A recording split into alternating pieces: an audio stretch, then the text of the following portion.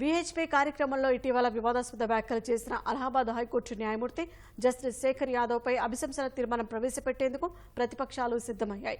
Parliament ఎగువ సభ ముందుగానే వాయిదా పడినందున నోటీసుకు సంబంధించిన సంతకాల విధి విధానాలు బుధవారం పూర్తి కాలేదని సంబంధిత వర్గాలు తెలిపాయి.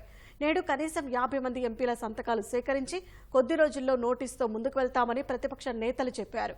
ఇప్పటి వరకు 38 సంతకాలు సేకరించినట్లు తెలుస్తోంది. ఇది తీవ్రమైన విషయమని ప్రస్తుతం జరుగుతున్న పార్లమెంట్ శీతాకాల సమావేశాల్లోనే జస్టిస్ యాదవ్పై అభిశంసన ప్రక్రియకు నోటీసు ఇవ్వనున్నట్లు కాంగ్రెస్ ఎంపీ వివేక్ తంకా తెలిపారు. తీర్మానానికి సంబంధించిన నోటీసును 100 మంది లోక్సభ సభ్యులు లేదా 50 మంది రాజ్యసభ సభ్యులు సమర్పించాలి. అలహాబాద్ హైకోర్టులో విశ్వ Hindu Parishad legal cell high court విభాగం ప్రాంతీయ సదస్సులో ఆదివారం న్యాయమూర్తి జస్టిస్ శేఖర్ యాదవ్ ప్రసంగించారు. మెజారిటీ అభిప్రాయాల ప్రకారమే చట్టాలు పనిచేస్తున్నాయని న్యాయమూర్తి మాట్లాడిన వీడియోలు వైరల్ అయ్యాయి. ఇది విద్వేషపూరిత ప్రసంగమని విపక్ష నేతలు అభ్యంతరం వ్యక్తం చేశారు.